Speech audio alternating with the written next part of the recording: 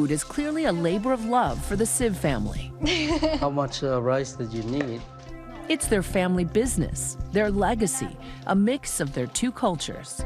What are we doing? So one of the rolls that we're gonna do is actually a Mexican roll. That's the cool thing about our sushis. I feel like it's kind of like our family. It's like a blend of cultures and a blend of ethnicities. But that legacy put at risk during the pandemic. Their restaurant, Rachel's, in Bad Axe, Michigan, struggled as their customers stayed home. One solution? Sushi night. Well, the crazy thing is there is not a sushi restaurant within an hour and a half of Bad Axe. Nowhere to go. We tried it out at the restaurant and now it's like a thing. Wow. It's one of the many ways that this small business tried to innovate in order to survive. We pivoted just like how so many restaurants across the country. We had to be innovative. It was something the community really looked forward to every single weekend, where they could pull up to Rachel's and get their order of sushi.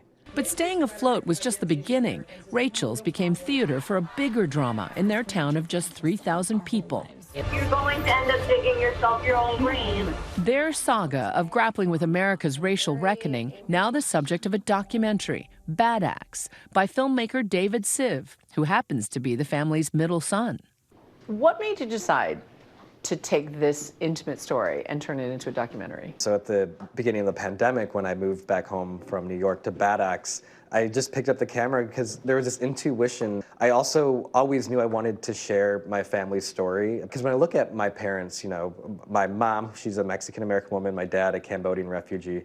These are two individuals that, to me, they epitomize the American dream. Your family is not just the American dream, but the American immigrant experience. Right. Being, you know, Cambodian, Mexican, in a very small town with less than 3,000 people, that is 97% white.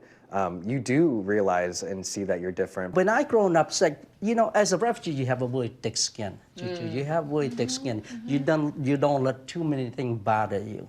April 17, 1975, when everything changed. The documentary explores the story of David's father, Chun, who escaped the killing fields of Cambodia and found refuge here in America. He fell in love with Rachel, who grew up in Michigan with Mexican heritage. The couple first tried their hand at running a small business. When we first came to Bad Axe and opened up a donut shop, we didn't exactly fit in. A town with less than 4,000 residents, it's not easy making a living off of donuts. Tell me about sort of how being a Cambodian refugee sort of informed the way that you raised your children. You only have one target only, is see how you can improve your life, see how you can build your business, work hard, put the kid through school. You know, you want them to be independent, you want them to be able to speak their mind. I top them with avocado. Don't drop it. Whose is this? What is this? But during the pandemic, as businesses across the country were ordered to close, that dream was thrown into jeopardy. So many immigrant families are disproportionately in small businesses. So when COVID hit, small businesses were hit hard.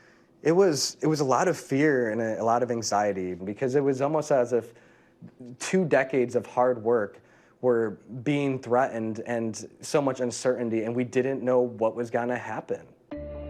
As America was coming to terms with its own racial reckoning, the Siev family had a choice to make. I feel like one of the reasons why my parents were able to make the restaurant successful is because they assimilated in the way that people expect them to. Come to work, get your stuff done, don't open your mouth, don't say too much, make sure you don't speak up too loud. My parents are good at biting their tongue, but I don't think I can be that way. When the Black Lives Matter protests started up, you guys knew what it meant to stick your neck out in the middle of all this. What made you decide to protest anyway? And I guess growing up, you know, being the daughter of a Cambodian refugee, you grow up hearing of people that, you know, were oppressed. And so it's always been like my parents always taught us to, you know, stand up for people and stand up for the right thing and do the right thing. I was very nervous. I would have a pit in my stomach, like, oh, what's going to come out of this? We got this letter in the mail today from a very angry customer. My family and many will be changing our restaurant routine, and Rachel's is no longer a choice. And then about 10 exclamation marks.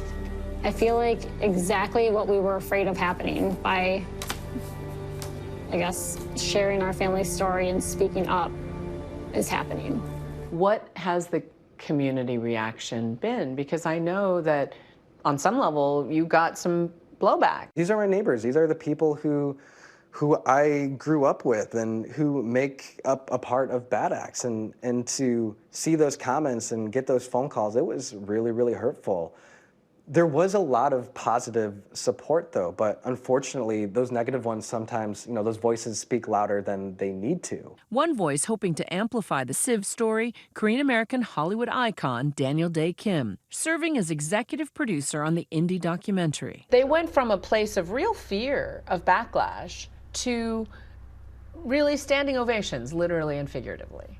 Yeah, I think that's something really important to point out. We're not just talking about ideas here. We're talking about danger and the threat of real harm. I do love the fact that people who were detractors of the film have since become supporters. And the reason that they have become supporters is not because they agree with the Siev's beliefs politically. It's because they see them now in a new way as human beings. That unifying message helping the film make the Oscar shortlist. We got it. An honor, which of course David shares with his whole family.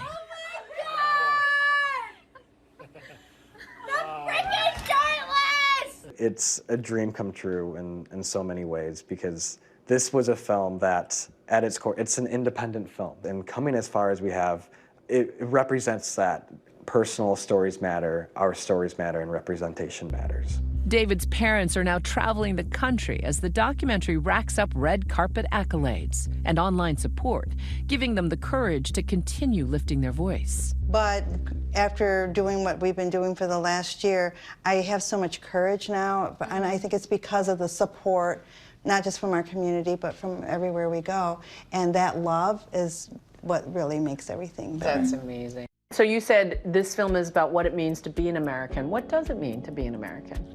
The American dream for, I think, my parents was more about creating a better life for your family, keeping your head down, and being able to financially support your family. Whereas now, I think the American dream and this American experience for the new generation, for my generation, is more about having a voice, being able to speak as loudly and proudly as anybody else in this country.